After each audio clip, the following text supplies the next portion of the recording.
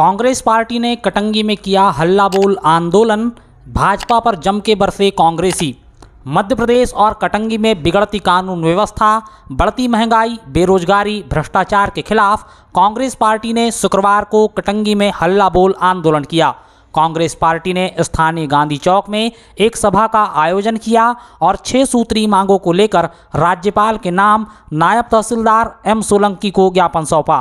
कांग्रेस के हल्ला बोल आंदोलन में असंगठित कामगार कांग्रेस के राष्ट्रीय अध्यक्ष पूर्व सांसद डॉक्टर उदित राज, मध्य प्रदेश कांग्रेस कमेटी अनुसूचित जाति विभाग प्रदेश अध्यक्ष प्रदीप अहिरवार प्रमुख चेहरे के रूप में शामिल हुए।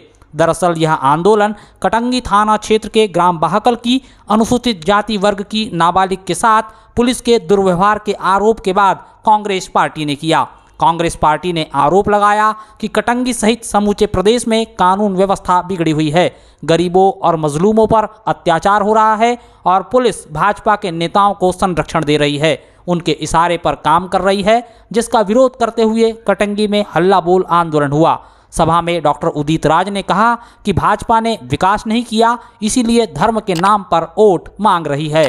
भगवान राम को वोट की खातिर इस्तेमाल करते हैं और आप कहते नहीं, लेकिन आस्था आपकी ही है राम में और बजरंगबली में उनको आस्था नहीं है। अब इससे बड़ा क्या जीता जागता सबूत हो सकता है कि एक देश का प्रधानमंत्री बजरंगबली के नाम से वोट मांग रहा है। यहाँ खोलने वाली नहीं, नौकरी देने के नाम पर वोट मांग लो, यानी उन्हें आस्था नहीं है, वो बजरंगबली में आस्था नहीं रखते। कांग्रेस पार्टी अनुसूचित जाति विभाग के प्रदेश अध्यक्ष प्रदीप अहिरवार ने सभा को संबोधित करते हुए कहा कि आज प्रदेश की हालत बहुत खराब है, दलितों पर अत्याचार हो रहे हैं। आज केवल SC/ST वर्ग ही नहीं बल्कि सभी वर्ग के साथ अत्याचार हो रहा है। जहां महिलाओं को पूजा जाता है, वहीं पुलिस एक बालिका को थाने में बुलाकर उसका अपमान कर रही है। उन्होंने कहा कि यह देश बाबा साहब अम्बेडकर के संविधान से चलता है, भाजपा की मनमानी नहीं चलेगी।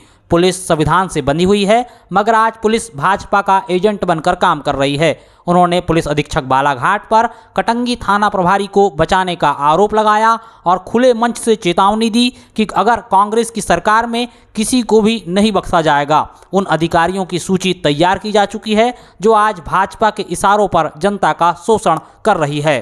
दलित समाज की बेटी है, उसके साथ अन्याय हुआ है, तो मेरे दिमाग में एक बात आई कि उसके साथ गलत हुआ होगा, लेकिन उसका जो अपमान पुलिस के द्वारा हुआ, भारतीय जनता पार्टी के नेता और भारतीय जनता पार्टी के समर्थक पूरे प्रदेश में अनुसूचित जाति हो, जनजाति हो, इस वर्ग के लोगों के साथ अन्य अत्याचार तो करते हैं, लेकिन जब एक थाने का प्रभारी एक लड़की को बिठालकर, हमारी माताएं बहनें बैठी हैं, वो लड़की किसी भी जाति किसी भी धर्म की हो, इस देश की परंपरा है कि हम माँ बहनों को भगवान के बराबर मानते हैं, और एक थाने का प्रभारी जब एक गरीब समाज की बेटी को बुलाकर थाने में उसका अपमान करता है तो गांव में उसका अपमान होता है। उस अपमान का बदला लेने के लिए वो थाने जाती है और थानेदार भी उसका अपमान करता है। आप लोग सोचिए किस वेदना से उसको गुजरना पड़ा होगा। कांग्रेस नेता आशुतोष बिसेन ने सभा को संबोधित करते हुए कटंगी पुलिस पर जमकर निशाना साधा। उन्होंने कहा कि पुलिस ने कानून की रक्षा की शपथ खाई, लेकिन आज कटंगी और बालाघाट जिले की पुलिस भाजपा के इशारे पर काम कर रही है। पुलिस के शराब माफियाओं से कनेक्शन है। गांव-गांव में पुलिस के संरक्षण में शराब बेची जा रही है, जबकि आदिवासी समुदाय के लोगों को जबरन परेशान किया जाता है। प्रधानमंत्री आवास योजना के मकान बनाने के लिए गांव की नदी से रेत निकालने वाले गरीबों पर पुलिस कार्रवाई करती है और रेत माफिया ठेके की आड़ में स्वीकृत क्षेत्र से बाहर जाकर खनन करते हैं और पुलिस चुप रहती है। प्रदेश के मुखिया लाडली बहना योजना के नाम पर शोर मचाते हैं और कटंगी में थाना प्रभारी एक अनुसूचित जाति वर्ग की नाबालिग को मानसिक और जातिगत रूप से उत्पीड़ित करता है और नाबालिग की शिकायत पर पुलिस अधीक्षक भी कुछ नहीं करते। जिले में कहीं पर हो रही है तो वो कटंगी क्षेत्र इस बात का गवाह है, कटंगी क्षेत्र के अंदर हो रही है।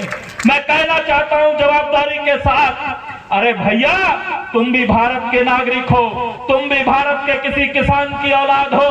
अगर पुलिस की नौकरी करते समय तुमने कानून की रक्षा करने की शपथ खाई है, तो भारतीय जनता पार्टी के कार्यकर्ता की तरह काम करते हुए तुमको शर्म क्यों नहीं लगती?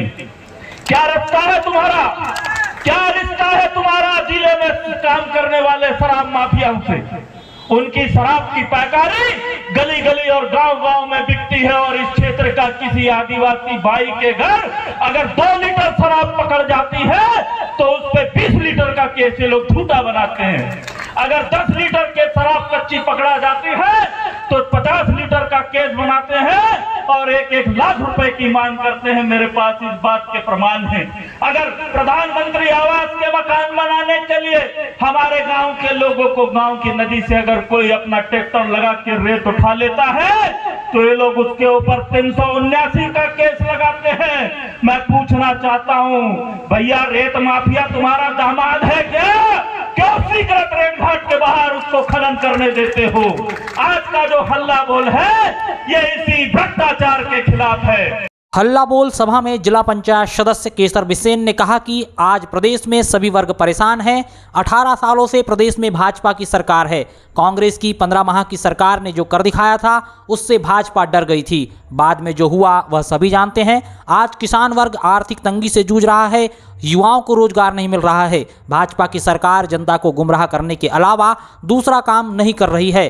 भाजपा की सरकार अपनी नीतियों से न केवल जनता का शोषण कर रही है बल्कि सरकारी योजनाओं के नाम पर भ्रष्टाचार को बढ़ावा दिया जा रहा है। भारतीय जनता पार्टी को गुमराह कर सत्ता पर काबिज रहना हमेशा ही सुहाता रहा है।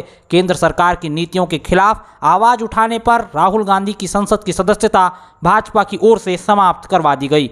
राहुल गांधी को एक सुनियोजित साजिश के तहत जनता की आवाज को दबाने के लिए फंसाया गया है। उन्होंने केंद्र और भाजपा की सरकार की नीतियों पर मंच से जमकर आलोचना की।